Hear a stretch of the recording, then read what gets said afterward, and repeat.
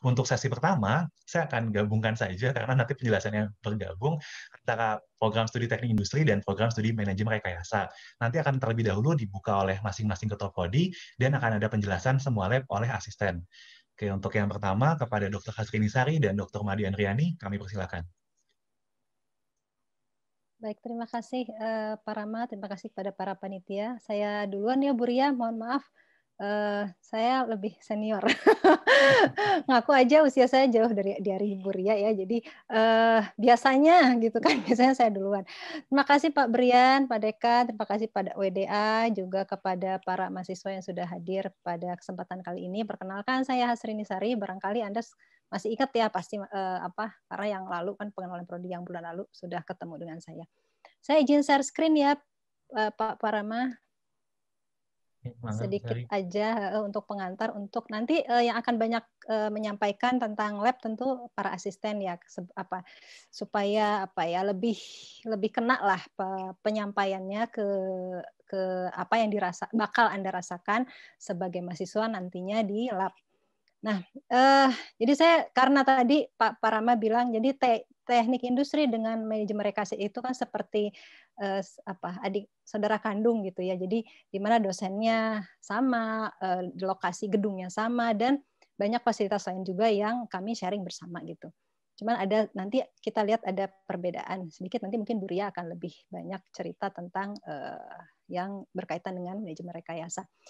Saya ingin bicara sekarang tentang program studi teknik industrinya. Ini saya sudah pernah sampaikan bahwa kami bicara teknik industri itu pada dasarnya ingin merancang suatu sistem terintegrasi. Nah, bagaimana perancangan dari sistem terintegrasi ini bisa dilakukan? Di sini ada laboratorium yang ada di komunitas teknik industri itu bisa dibagi atas dua bagian besar, laboratorium pendidikan dan laboratorium penelitian. Kalau laboratorium pendidikan ini lebih menunjang kegiatan yang sifatnya akademis, artinya misalnya berkaitan dengan mata kuliah tertentu. Sementara laboratorium penelitian ini akan mewadahi kegiatan mahasiswa maupun dosen terkait dengan penelitian-penelitian yang biasanya dosen menginisiasi suatu penelitian tertentu, kemudian nanti para mahasiswa diajak untuk ikut berkontribusi dalam penelitian tersebut. Nah, laboratorium pendidikan dan penelitian ini ada beberapa lab sebetulnya. Nah, laboratorium pendidikan berkaitan dengan laboratorium yang kami namakan sebagai laboratorium perancangan teknik industri. Ini semua mahasiswa akan masuk ke semua mahasiswa teknik industri akan masuk ke atau pernah merasakan bekerja di laboratorium perancangan teknik industri. Kalau di manajemen rekayasa namanya adalah laboratorium perancangan manajemen rekayasa. Nanti Bu Ria akan banyak bicara di sini. Kemudian laboratorium lain yang terkait dengan pendidikan adalah multimedia. Di sini isinya sih kalau Anda bayangkan isinya adalah komputer yang jumlahnya cukup banyak ya, ada beberapa ruangan. Jadi di sini nanti Anda akan kalau Anda membutuhkan software misalnya, atau para dosen akan mengajarkan mata kuliah tertentu terkait dengan software, misalnya simulasi dan sebagainya, disinilah wadahnya. Kemudian lab lean manufacturing, lab lean manufacturing ini berkaitan dengan, jadi kalau teknik industri itu banyak bicara tentang industri manufaktur, misalnya ada produk itu awalnya dari part itu misalnya masuk part, kemudian di assembling misalnya atau diproses manufaktur tertentu sampai kemudian akhirnya menjadi produk jadi. Nah, di sini ada mininya kali ya, prototipenya barangkali atau lini produksi yang miniaturnya. Nah, itu lean manufacturing.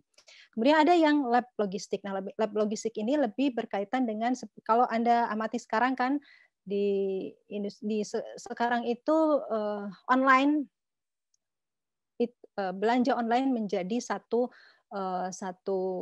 booming lah, sedang banyak dilakukan terutama pada masa pandemi ini. Nah, logistik ini misalnya banyak bicara tentang bagaimana sih mengatur player-player, pemain-pemain dalam suatu industri tertentu atau suatu sistem industri tertentu, misalnya ada suppliernya, kemudian supplier ini kemudian ada yang penggunanya dan seterusnya, itu akan dibicarakan di lab logistik ini. Ini semua adalah laboratorium pendidikan. Kemudian yang lain adalah kelompok laboratorium penelitian. Di sini ada laboratorium ergonomi dan rekayasa sistem kerja, sistem produksi, perancangan optimasi, dan inovasi. Nah, satu lagi, sorry, saya lupa tertutup oleh Zoom-nya, sistem informasi dan keputusan. Dan kelima, laboratorium penelitian ini ada mahasiswa yang terlibat di sini untuk melakukan penelitian bersama-sama dengan dosen. Untuk lebih jelasnya mengenai masing-masing laboratorium tadi nanti akan disampaikan oleh para asisten. Demikian pengantar dari saya. Terima kasih. Mudah-mudahan sedikit menjelaskan yang nanti akan lebih jelas lagi oleh para asisten yang memang betul-betul terlibat di dalam laboratorium tadi. Terima kasih Pak Parama. Saya kembalikan ke Pak Rama. Assalamualaikum warahmatullahi wabarakatuh. Waalaikumsalam warahmatullahi wabarakatuh. Terima kasih banyak pembukaannya Bu Srini Sari. Selanjutnya pengantar mengenai lab di MR Manajemen Rekayasa oleh Bu Dr. Madian Riani. Silakan, Pria. Baik, terima kasih atas kesempatannya Pak Parama, Pak Dekan, Pak WDA. Mungkin saya izin sedikit saja menambahkan apa yang tadi sudah disampaikan oleh Bu Sari. Tadi sudah dijelaskan bahwa untuk MR sendiri itu memang kita fasilitasnya sharing ya, terutama untuk yang laboratorium penelitian. Jadi untuk yang pendidikan memang terpisah. Untuk manajemen rekayasa sendiri mempunyai satu lab yang terpisah, perancangan manajemen rekayasa. Nah, perbedaannya apa atau apa saja yang biasanya menjadi topik-topik praktikum, nanti teman-teman asisten bisa menjelaskan lebih detail. Tapi pada intinya adalah di sini karena di manajemen rekayasa sendiri itu difokuskan pada tiga hal ya, tiga topik untuk praktikum, yaitu mulai dari market research, kemudian ada product development dan project management. Nah, manajemen rekayasa sendiri terdiri dari dua subjurusan, yaitu ada subjurusan manufaktur dan subjurusan proses.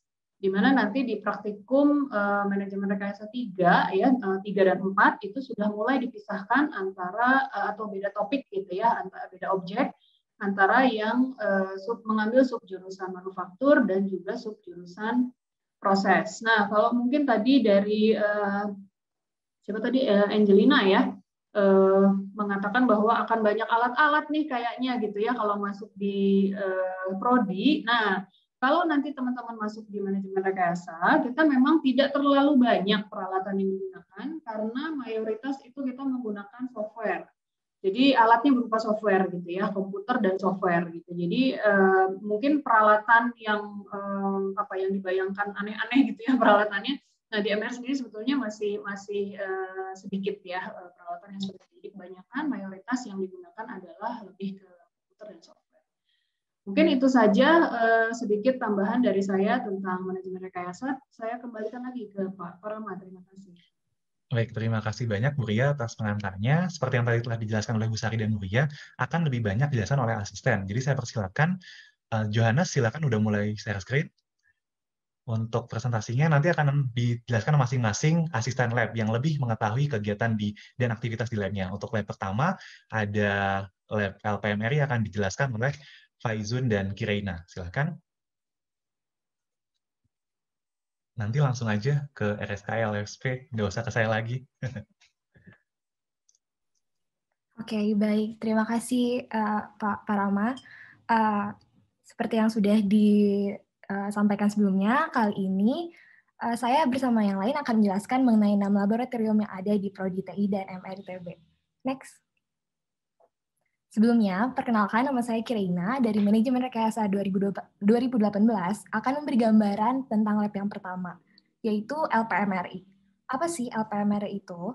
LPMRI atau Laboratorium Perancangan Manajemen Rekayasa Industri adalah salah satu lab yang ada di TIMR, tapi dikhususkan untuk anak manajemen rekayasa nih. Next. Jadi, LPMRI merupakan lab pendidikan yang bidang kajiannya dikhususkan untuk Research and Development dan membimbing 12 modul dalam praktikum manajemen rekayasa 2 dan 3 yang meliputi Market Research and Market Intelligence, Product Development, Applied Statistics, hingga Project Management. Sehingga harapannya dapat dikembangkan suatu produk paling optimal sesuai keinginan pasar. Next. Sekarang kita coba lihat secara virtual bagaimana sih suasana dan fasilitas di LPMRI. Oke. Jadi dapat dilihat kalau misalnya nanti perkuliahan dijalankan secara offline, teman-teman bisa lihat nih LPMR itu lokasinya di lantai 1, lab 3, dan dapat dilihat secara jelas karena letaknya di paling depan. Fasilitas di dalamnya mendukung untuk melakukan kajian yang telah disebutkan sebelumnya, misal 3D scanner dan 3D printer untuk prototyping, serta beberapa unit personal computer untuk pengolahan data. Oh iya, untuk Just Lab dari LPMR itu berwarna merah marun, seperti yang terlihat pada foto. Oke, selanjutnya akan dilanjutkan oleh Faizun. Ya, terima kasih Kirina. Perkenalkan sekali lagi, saya Faizun dari MR18. Kali ini saya akan menjelaskan tentang aktivitas yang dilakukan di LPMRI. Karena LPMRI sendiri merupakan lab pendidikan, kegiatannya lebih ke arah praktikum sama bidang keilmuan yang dipelajari seperti yang disebutkan oleh Kirina tadi.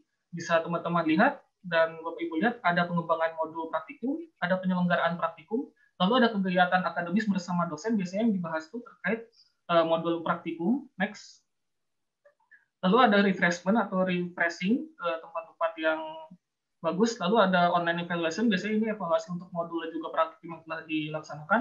Lalu ada kunjungan laboratorium atau kita benchmark juga ke laboratorium di pihak eksternal. Next. Lalu bagi yang ingin mengetahui lebih lanjut tentang LPMRI bisa langsung follow link-nya di Laboratory of Engineering Management Design.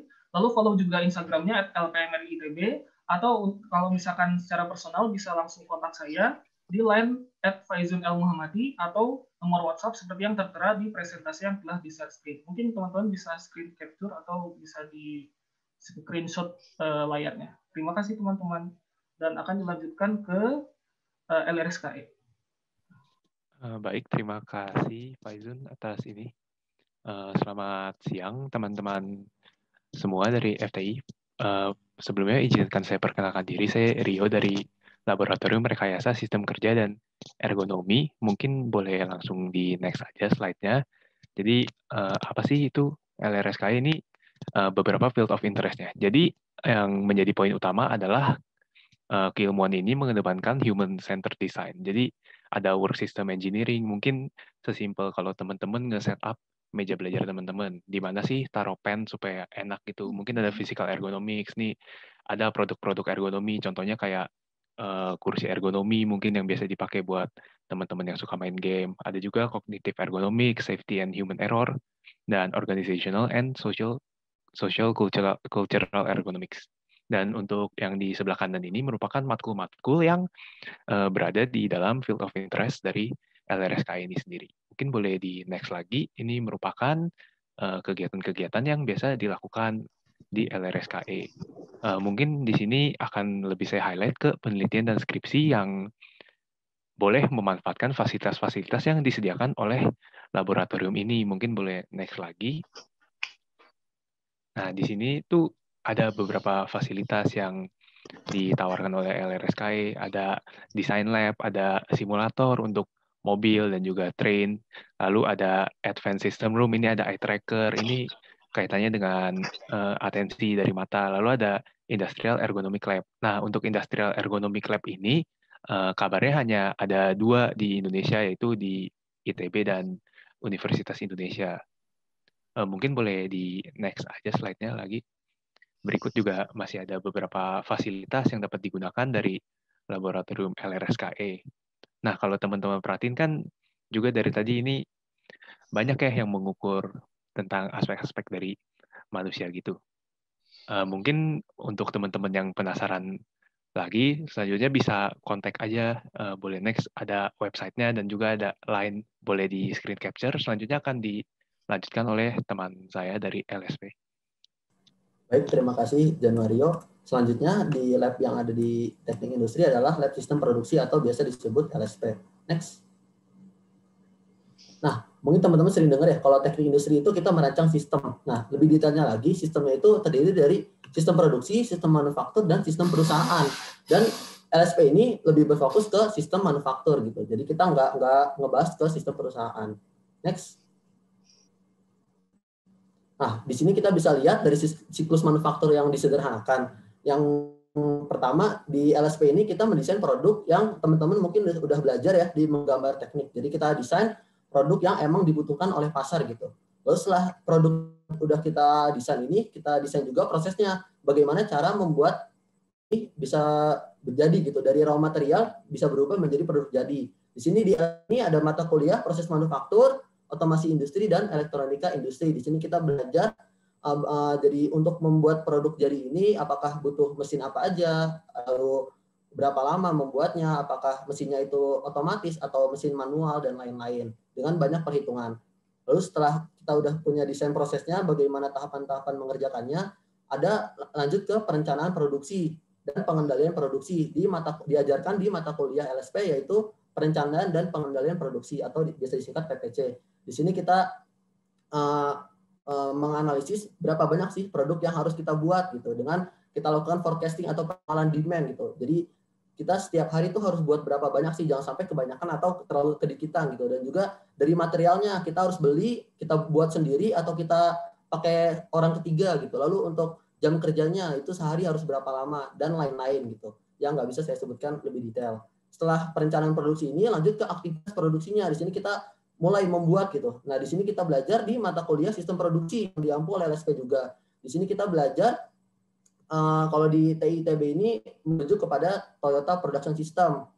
Jadi kita belajar bagaimana sih Toyota ini di Karawang itu bisa membuat mobil selang dalam waktu 96 detik. Jadi setiap 96 detik itu mereka bisa membuat satu mobil. Nah, itu kita belajar gitu, tahap-tahapannya, kiat-kiatnya apa, gimana cara produksi ini bisa berjalan dengan efektif dan efisien. Di sini kita belajar di mata kuliah sistem produksi, dan banyak lagi mata kuliah lain yang diampu LSP yang tidak saya masukkan di slide ini. Next. Untuk fasilitasnya sendiri, ini ada mesin manual yang dikendalikan oleh operator, ada mesin bubut, milling, dan gergaji. Next. Lalu ada ini, kalau di sini mesin otomatis atau biasa kita sebut CNC, computer numerical code. Jadi kita masukkan kode, langsung mesin ini mengenerate secara otomatis, dari penggantian pahat secara otomatis, penggerakan benda kerja secara otomatis, dan lain-lain. Jadi kita masuk benda secara raw material dan keluar sudah menjadi produk jadi. Ini ada mesin-mesinnya di LSP. Setelah itu next. Ini juga sama, otomatis juga, turning center. Lalu setelah itu next, silakan next saja. Next. Di sini ada juga koordinat measuring mesin atau dan juga robotika industri. Dan next terakhir, kayak untuk lebih lengkapnya bisa dilihat di LinkedIn LSP, yaitu Laboratory of Production System. Di sini kita selalu update praktikum yang telah dilakukan oleh LSP, dan juga di Instagramnya @lsp.itb. Demikian dari LSP. Selanjutnya dari LIPSP, silakan. Oke, thank you Zudi. Oke, welcome to LIPSP. LIPSP itu adalah Laboratorium Inovasi dan Pengembangan Sistem Perusahaan. Gitu. Oke, next. Seperti namanya gitu, seperti yang tadi namanya, LIPSP ini akan membahas terkait tentang sistem perusahaan. Nah, sistem perusahaan ini akan mengkaji mengenai 4 pilar utama yang selanjutnya menjadi inti nih dari si LIPSP. Itu ada 4, ada marketing, ada organization, ada human resource, dan ada finance. Bisa dilihat teman-teman kalau di depan ini ada apa namanya, kira-kira di dalamnya, di dalam pilar, setiap pilar itu bakal ngebahas apa aja, mulai dari marketing. Misalnya ada marketing mix, terus organisasi itu ada bahas tentang model bisnis, terus human resource bakal belajar tentang rekrutmen dan seleksi, kalau finance mungkin bakal belajar tentang apa namanya, studi feasibility gitu. Next.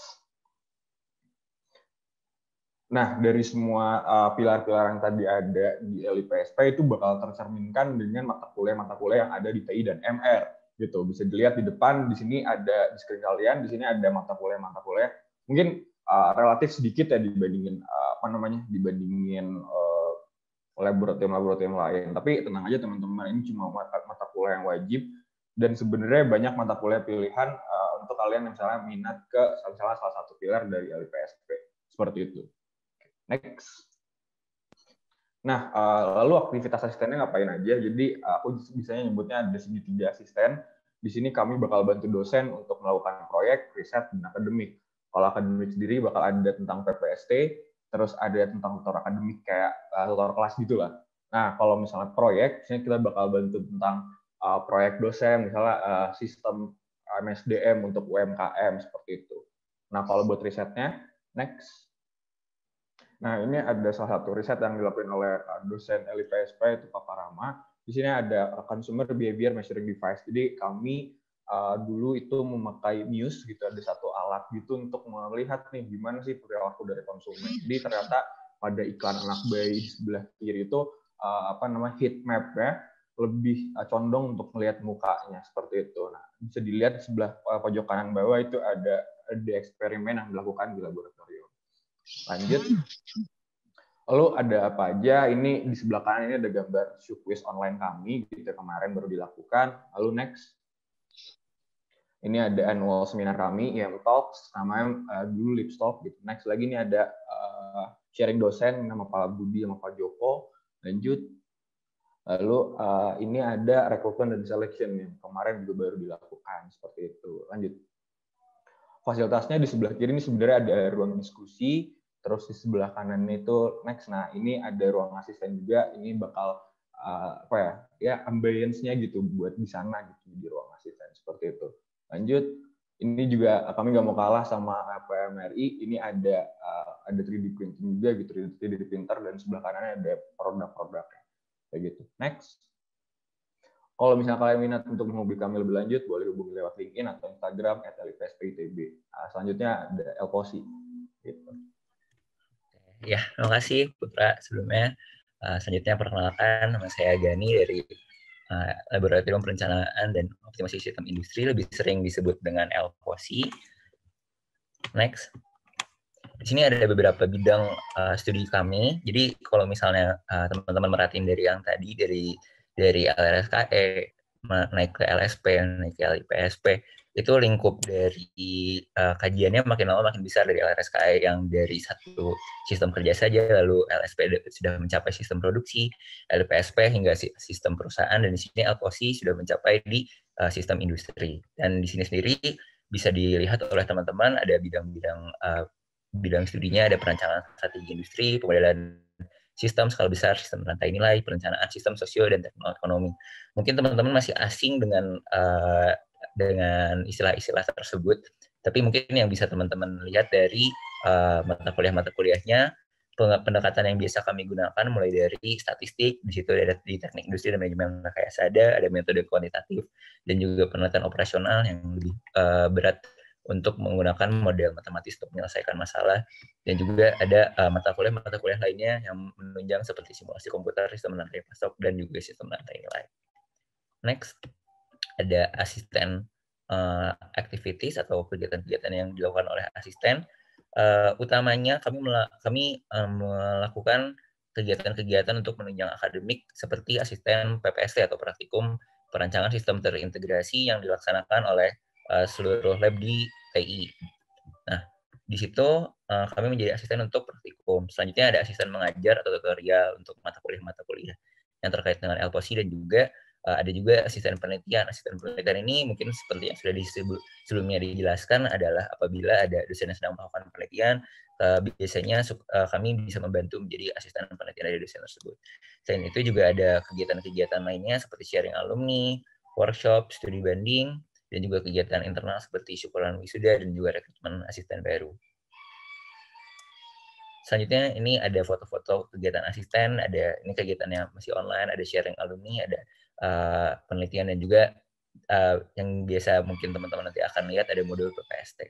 Selanjutnya, untuk fasilitas sendiri, ini adalah ruang asisten dari Elposi sendiri. Memang dari Elposi, dan mungkin nanti ada lab selanjutnya juga, tidak banyak alat-alat seperti di lab-lab sebelumnya, karena memang kajian yang ada pada bidang studi kami lebih memberatkan pada menggunakan komputer saja, mungkin software-nya. Sekian, terima kasih. Bisa dilihat ada LinkedIn, ada email, atau Instagram, atau misalnya kontak saya bisa untuk tanya-tanya tentang Elposi. Terima kasih. Selanjutnya ada Elsik. Oke, halo, terima kasih Gani untuk penjelasannya, dan jadi selamat siang teman-teman semua. Kenalin dulu, nama saya Rehan Safir Makabi Amir dari Desain MR, dan saat ini menjadi satu asisten di LSK. LSK sendiri itu memiliki kepanjangan Lab Sistem Informasi dan Keputusan, di mana kami sendiri berfokus untuk mengembangkan sistem informasi dalam sebuah organisasi maupun sebuah perusahaan. Next, jadi berikut merupakan beberapa field of study untuk LSK dari LSK sendiri. Pertama ada strategic information system planning, database system, decision support system, data mining and knowledge management, enterprise resource planning, information system analysis and design, dan e-business design. Jadi mungkin teman-teman agak bingung ya, tapi kalau misalnya teman-teman saat ini tahu yang tentang lagi hits banget kayak ada data science, data analytics, itu tadi topik-topik itu merupakan beberapa subjek yang sangat kami dalami di sistem informasi dan keputusan. Oke, lanjutnya bisa dibantu Dion. Next. Oke, baik. Selamat siang teman-teman. Perkenalkan saya Dion, salah satu asisten LSIK juga. Mungkin di sini banyak yang bertanya-tanya, lalu Kak, sebenarnya apa sih perbedaan antara peranan mahasiswa TI ataupun MR dalam sistem informasi ini dengan teman-teman kita yang ada di jurusan teknik informatika gitu. Nah, secara umum pelaku dalam sistem informasi itu ada 5, mulai dari sistem owner sampai ke sistem analis. Nah, jadi sistem owner itu biasanya kayak CEO perusahaan ataupun orang-orang yang bertanggung jawab untuk mendanai suatu pengadaan dan juga perawatan sistem informasi. Selanjutnya ada sistem user. Sistem user itu orang yang benar-benar bakal menjadi the real user dari sistem informasi untuk mendukung kegiatan pekerjaan mereka sehari-hari di perusahaan atau organisasi. Nah, kemudian ada sistem designer, itu tuh seorang spesialis teknis yang menerjemahkan kebutuhan-kebutuhan dari sistem user menjadi sebuah desain sistem informasi. Nah, biasanya mahasiswa TIMR itu lebih banyak berperan sebagai sistem designer ataupun sebagai sistem analis. Nah, sistem analis ini itu adalah orang yang paham akan kebutuhan dan permasalahan yang ada di perusahaan, kemudian mampu melihat peluang dari sistem informasi yang dapat menjawab kebutuhan atau permasalahan tersebut. Nah, sementara teman-teman kita yang ada di teknik informatika itu lebih banyak berperan sebagai sistem builder. Sistem builder ini adalah orang-orang yang memiliki kemampuan teknis mendalam terkait programming untuk dapat merealisasikan hasil desain dari sistem desainer menjadi suatu bentuk sistem informasi yang konkret. Oke, selanjutnya apa sih sebenarnya matkul-matkul yang ada di TI ataupun MR terkait dengan LSIK ini? Yang pertama untuk TI sendiri itu ada sistem basis data, ada APSI, analisis dan perencanaan sistem informasi, ada sistem enterprise, ini bakal belajar gimana mengatur sistem informasi secara satu perusahaan secara keseluruhan, dan juga membahas gimana sih sebenarnya perusahaan dapat informasi dari pihak internal maupun eksternalnya. Kemudian ada kalau untuk MR itu ada manajemen proyek dan pengembangan produk. Sebenarnya terdapat juga beberapa matkul pilihan seperti SPK, sistem pendukung keputusan, TBD, transformasi proses bisnis, transformasi bisnis digital, maaf. Kemudian ada perencanaan sistem informasi, manajemen pengembangan sistem informasi, dan fintech atau teknologi finansial. Next. Selanjutnya untuk beberapa kegiatan kami lakukan sebagai asisten, pertama yang pasti ada praktikum. Kami membantu praktikum ada dari praktikum sistem basis data, praktikum sistem enterprise, praktikum perancangan sistem terintegrasi, dan juga ada praktikum manajemen proyek dan pengembangan produk. Nanti satu hal yang berbeda, kami dari LSK sendiri sering banget melakukan dan membuat workshop, teman-teman. Jadi workshop ini ada workshop untuk Python, ada untuk R, dan ada juga Excel, dan biasanya cukup berfokus pada bagi data science di workshop ini. The next, Dion. Oke, selanjutnya sebagai asisten, apa sih kegiatan kami sebagai asisten LSIK? Yang pertama ya mungkin sama dengan lab-lab lainnya, ngadain rekrutmen untuk asisten lab selanjutnya. Kemudian ada sebagai asisten praktikum, asisten tugas besar, panitia workshop. Di sini workshop kami adanya biasanya kayak nggak cuma untuk mahasiswa doang, nggak cuma untuk mahasiswa TI atau MR, tapi biasa juga kami partnership dengan UMKM untuk menyelesaikan permasalahan mereka terkait sistem informasi. Kemudian kalau ada wisuda bahkan diadain acara syukwiz gitu, acara syukuran wisuda, dan yang terakhir mungkin ada studi banding ke lembaga-lembaga yang juga memiliki fokus yang sama atau keilmuan yang sama, khususnya di programming skill. Oke, next.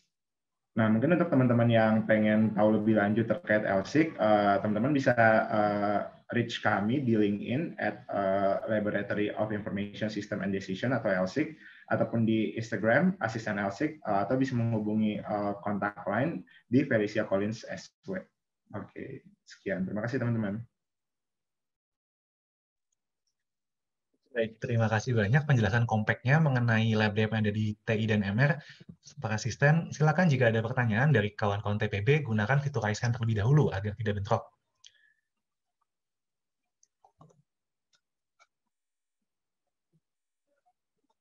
Boleh, jika ada pertanyaan. Harus saya ingatkan lagi kalau ada door prize. Oke. Oke, silakan Lukman. Sudah raise hand. Boleh open mic dan open cam-nya.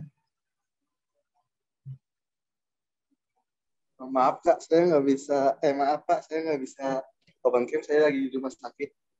Oh iya. Oh ya, itu kan TI sama MR itu ada kemungkinan nggak praktikumnya bareng-bareng? Kan soalnya TI sama MR itu kan dekat gitu. Itu sih pertanyaan saya. Oke, baik. Terima kasih pertanyaan Lukman. Silakan kawan-kawan asisten, ada yang mau mewakili penjawab? Praktikumnya apakah TI dan MR ada yang bareng?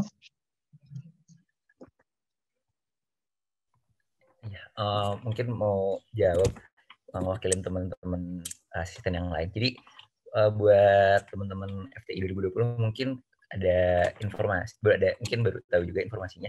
Kalau misalnya di nanti semester pertama kalian ada praktikum, ada namanya PPST, Praktikum Pengembangan Sistem Informasi, dan PMR, Praktikum Manajemen Rekayasa, itu kalian digabung antara mahasiswa TI dan MR. Biasanya digabung satu kelompok, pasti ada TI, pasti ada MR. Jadi nanti ada praktikum itu digabung untuk PPST 1 dan PMR 1, namun mulai dari PMR 2 dan PPST 2, kesananya itu dipisah dari antara TI dan MR. Itu dilakukan di semester genap ini. Ya. Oke, terima kasih jawabannya Gani. Nah, pertanyaan kedua dari Stephen Antonio, silakan. Setelah itu ada dari Radia.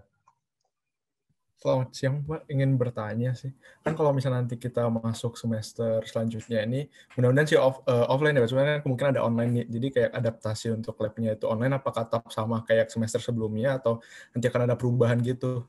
Soalnya kan pasti nggak gitu terasa sih kalau misalnya lab gitu, terus di online. Itu sih Pak pertanyaannya. Makasih, Pak.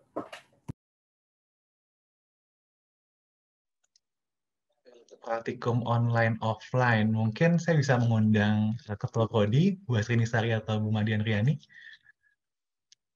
Baik, terima kasih Pak Parama. Terima kasih Stephen atas pertanyaannya. Ini juga Stephen yang lalu juga dapat door prize nih sepertinya ya Pak Parama, langganan door prize. Baik, untuk semester, jadi gini, online offline kan kita mengikuti kebijakan pemerintah, dalam hal ini tentunya yang relevan dengan kita adalah Kemendikbud, kemudian diturunkan ke kebijakan ITB dan baru jadi kebijakan di fakultas dan jadi kebijakan prodi gitu. Jadi ada stepnya gitu ya. Untuk yang lalu, untuk yang semester lalu dari Maret tahun lalu itu kami melakukan, ya awalnya kan offline, tapi kemudian kami melakukan adaptasi lah sesegera mungkin supaya praktikum bisa dijalankan secara online. Jadi sudah beberapa semester ini memang semuanya dilakukan secara online sesuai dengan kebijakan pemerintah dan juga kebijakan dari ITB, kebijakan fakultas, dan kemudian yang jadi kebijakan prodi. Semester depan itu kami masih menunggu bagaimana kebijakan dari pemerintah maupun kebijakan dari ITB dan fakultas serta yang sudah dijalankan secara online itu baru di fakultas itu untuk semester pendek itu akan ada dari jurusan teknik prodi teknik kimia itu yang online akan diselenggarakan di semester pendek. Saya pikir sih itu semacam uji coba ya. Nah, semester depan itu kami belum punya informasi apakah akan online atau offline. Barangkali seperti itu. Kami masih menunggu kebijakan, Stephen. Mudah-mudahan Anda mudik nggak? Kalau Anda nggak mudik, barangkali kita bisa membantu program pemerintah sehingga kalau kita mau offline bisa segera terwujud. Ya, Bu Ria barangkali mau ditambahkan? Cukup, Bu Sari. Oke, baik. Terima kasih Bu Sari dan Bu Ria jawabannya. Lalu dari Radia, silakan. Rakyat Radia. Halo, apakah suara saya terdengar, Pak? Terdengar. Sebelumnya mohon maaf, kameranya kayaknya agak error, jadi cuma kelihatan background-nya aja. Jadi saya ingin bertanya, tadi melihat seluruh lab dari IMR itu kayaknya semuanya cukup exciting gitu ya. Jadi apa ya?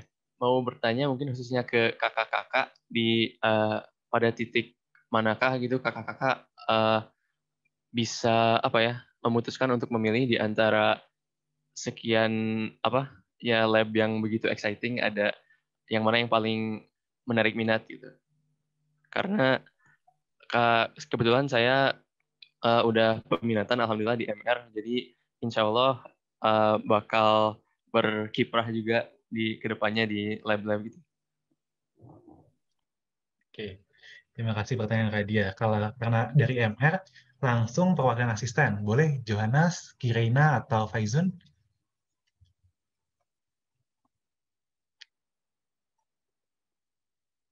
Ya, Salah mungkin satu mungkin.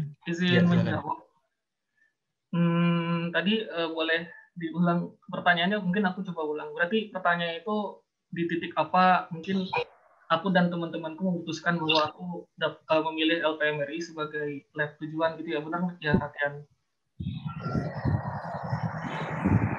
Iya Kak.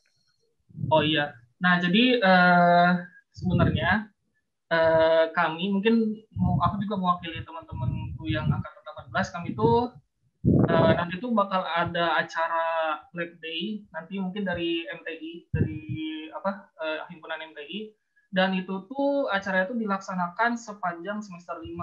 Berarti kalau misalkan kami angkatan 18 tuh berarti dari awal Agustus 2020 sampai akhir tahun 2020. Dan di situ pula dimulailah proses rekrutasi lab-lab yang ada di TI dan MR. Biasanya proses rekrutasinya tuh walaupun berada di satu semester yang sama, tapi awal dan akhir rekrutasinya itu agak berbeda-beda gitu. Nah, jadi untuk untuk angkatan-angkatan mungkin selanjutnya, mungkin Anda atau teman-teman semua mungkin baru bisa memutuskan lab-lab yang akan Anda pilih itu setelah berada di semester 5. Kalau misalkan semester 3, semester 4 itu mungkin bisa dimanfaatkan untuk mempelajari matkul-matkul yang tadi sudah dijelaskan yang berkaitan dengan masing-masing lab yang telah dipresentasikan tadi. Mungkin seperti itu. Atau tadi Rekian nanya alasan juga, atau cuma itu doang pertanyaannya? Boleh juga sih alasan. Oh, alasan ya? Iya, karena mungkin keminatan MR juga. Sebenarnya alasan aku milih LPMR itu karena ya sekali lagi aku udah peminatan MR. Jadi ya karena ingin belajar MR lebih dalam lagi, makanya aku pilih LPMRI. Apalagi kalau seperti yang tadi disebutkan sama Kireina, tadi kan LPMR itu kan belajar tentang ini ya, belajar tentang aplikasi statistika. Jadi statistika yang mungkin Anda atau teman-teman akan pelajari di semester 3 dan semester 4 itu akan diaplikasikan di dunia nyata dalam hal terkait riset pasar. Jadi dalam proses pengembangan produk kan mungkin MR itu lebih ke arah proses pengembangan produk kan, kalau misalkan kita lihat secara kasarnya. Nah, proses pengembangan produk ini nggak bisa asal-asalan, nggak bisa kayak kita tentuin, oh ini produk yang kita kembangkan ini bagus. Nah, kadang kita kita tuh harus melihat persepsi konsumen, bahwa konsumen ini yang bakal pakai produk kita. Oleh karena itu, riset pasar ini juga sangat penting dalam hal pengembangan produk. Oleh karena itu, di LPMRI ini sangat-sangat ditekankan proses riset pasar seperti itu, yang juga akan yang juga akan memberikan masukan atau bantuan dalam hal terkait produk development yang akan dikembangkan gitu. Selain itu juga di LPMRI juga ada project management juga. Jadi dalam proses pembuatan produk baru itu kita juga ada manajemen proyeknya. Jadi dalam proses pembuatan produk itu kita juga harus manage proyek pengembangan produk baru itu seperti apa, mulai dari sumber daya yang diperlukan, terus juga terkait apa sih produk yang kita buat, apa sih kebutuhan konsumen yang saat ini kita perlukan. Nah, oleh karena itu, mungkin itu salah satu dasar kenapa aku tertarik di LPMRI, karena aku tertarik dalam bidang market research itu dan project management itu. Mungkin itu alasannya. Mungkin Kirina atau Sam mau nambahin, boleh. Atau dia juga boleh. Atau dari lab-lab lain.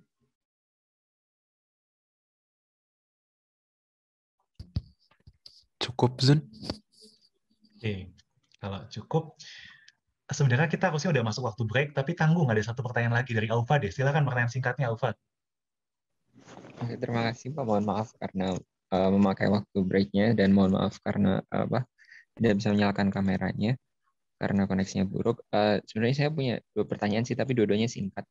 Yang pertama itu kalau misal buat lab, kan tadi dijelasin kayak kalau misalkan di TI dan MR itu kan kebanyakan praktikumnya bakalan makanya software gitu ya Pak. Nah, software-softwarenya itu tuh bakalan pada berat-berat nggak sih ya? atau ya bakalan berat-berat atau enggak ya? Terus pertanyaan kedua, kebetulan kan tahun ini ya Pak, peminat MR meningkat nih Pak. Dan dari tahun lalu juga, kira-kira apakah kuotanya bakal ditambah gitu Pak? Terima kasih. Kalau untuk yang software mungkin bisa dijawab oleh asisten dulu. Silakan, asisten yang banyak pakai software, teman-teman POSI, LSIK, atau IPSP mungkin. Boleh perwakilan, software-nya berat nggak? Saya izin menjawab. Oke. Ya, Zudi. Ya, mungkin dari teman-teman sudah melihat dari SolidWorks itu cukup berat ya, dan nanti di praktikum sendiri itu bakal lebih banyak lagi software-software yang digunakan. Tapi kalau dari saya sih sarannya kalau memang sudah emang udah nggak kuat laptopnya, mungkin yang tidak digunakan bisa di-uninstall dulu, lalu kita pakai yang digunakan, karena dari TI sendiri itu kan bertahap ya praktikumnya, jadi nggak dalam sekaligus gitu. Jadi harusnya kalau SolidWorks itu udah kuat, harusnya software-software yang lain juga bisa mumpuni. Itu sih Pak dari saya Pak. Oke, terima kasih jawabannya. Lalu untuk kuota, mungkin saya undang Ketua Prodi Manajemen Rekayasa, Bu Madian Riani, untuk menjawab apakah kuota yang akan ditambah karena minatnya banyak. Baik, terima kasih Pak Parama. Sebetulnya untuk kuota kita sudah tetapkan ya. Jadi masih tetap sama seperti tahun yang lalu, satu angkatan itu tetap 50. Belum ada rencana penambahan, Pak Parama. Terima kasih. Baik, terima kasih. Jadi demikian sesi penjelasan dari TI dan MR. Terima kasih banyak kepada Ketua Prodi, Dr. Hasini Sari, dan Dr. Madian Riani, serta asisten yang telah membantu presentasi. Ada Faizun, Kirei, Gani, Pei, Xavier, Dion, Zudi, Rio, dan Johannes. Terima kasih atas sharingnya dan juga presentasi mengenai labnya.